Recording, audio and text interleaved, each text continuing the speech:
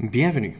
Dans cette vidéo explicative, je vous explique la théorie des verbes en ER à l'indicatif présent, mais dans cette vidéo, on explique les cas particuliers. L'indicatif présent est un temps du verbe qu'on peut situer dans le présent. On utilise des verbes à l'indicatif présent pour parler de ce qui se passe en ce moment. Pour la formation de l'indicatif présent, on a appris d'utiliser un radical du verbe et d'ajouter des terminaisons. Pour former le radical, on utilise l'infinitif et on laisse tomber le ER à la fin. Alors, on laisse tomber les lettres ER des verbes appeler, jeter, payer, répéter et lever pour former le radical.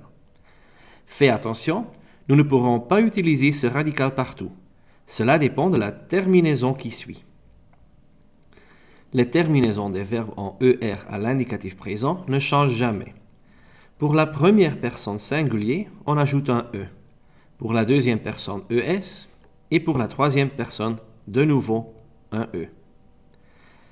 Au pluriel, on ajoute ONS pour la première personne, EZ pour la deuxième personne et ENT pour la troisième personne. On ne prononce pas les terminaisons E, ES et ENT. Ce sont des E muets. Pour les cas particuliers des verbes en ER, le radical changera devant les terminaisons qu'on ne prononce pas, les E muets. La première et deuxième personne au pluriel suivent alors les règles. Pour les verbes en ELER, nous suivons les règles pour la première et deuxième personne plurielle, infinitif moi ER pour former le radical, mais devant les E muets, nous doublons le L du radical. Le son du radical change aussi. J'appelle, tu appelles, il appelle. Nous appelons, vous appelez, ils appellent. On suit cette règle pour tous les autres verbes en ELER, comme s'appeler, rappeler et se rappeler. Pour les verbes en ETER, nous suivons les règles pour la première et deuxième personne plurielle. Alors, infinitif moi ER, mais devant les E muets, nous doublons le T du radical. Le son du radical change aussi.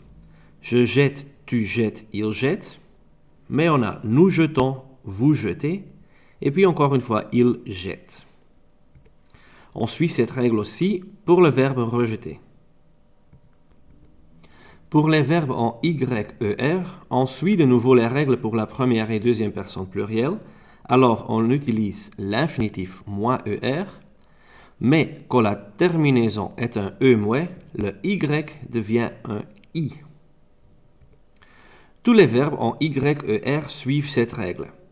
D'autres exemples sont essayer, nettoyer, employer, etc.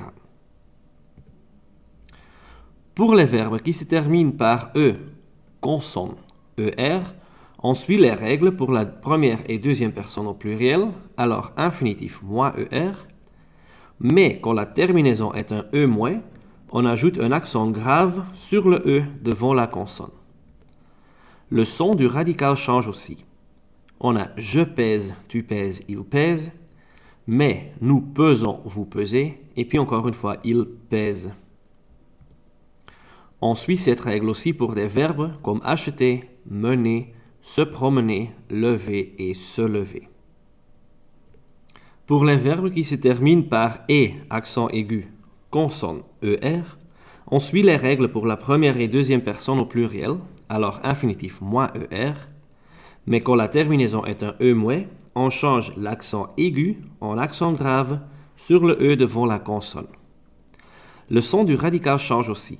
J'espère et tu espères, mais nous espérons et vous espérez. On suit cette règle aussi pour les verbes comme préférer, répéter, posséder, etc. Alors, en résumé, quand la terminaison est un E muet, c'est alors pour les trois personnes au singulier et aussi la troisième personne au pluriel, le radical change un peu. On double le L ou on double le T, le Y devient un I, on ajoute un accent grave sur un E, et quand il y a un E avec accent aigu, on le change en E accent grave.